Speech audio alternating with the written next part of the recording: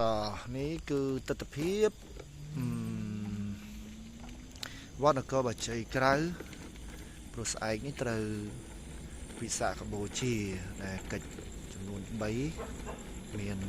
ប្រពុតត្រង់ប្រសូតត្រាស់ដឹងនឹងចូលបរិនិព្វានអញ្ចឹងយើងមើលទស្សនភាព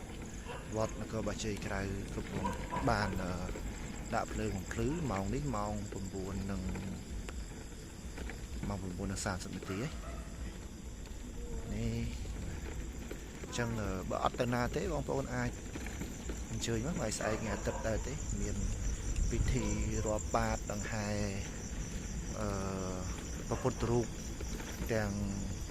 3មានព្រះអង្គទ្រង់ប្រសូត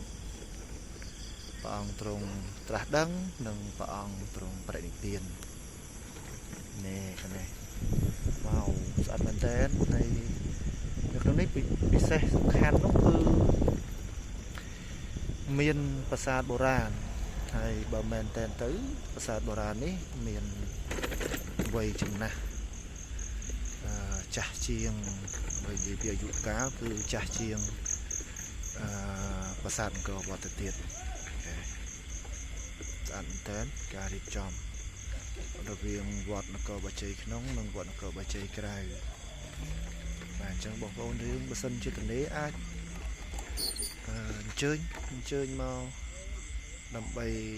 ទេសនាហើយនឹងចូលរួមចាប់នៅបុណ្យកុសលតាមកម្លាំងសទ្ធាជ្រះថ្លារៀងខ្លួន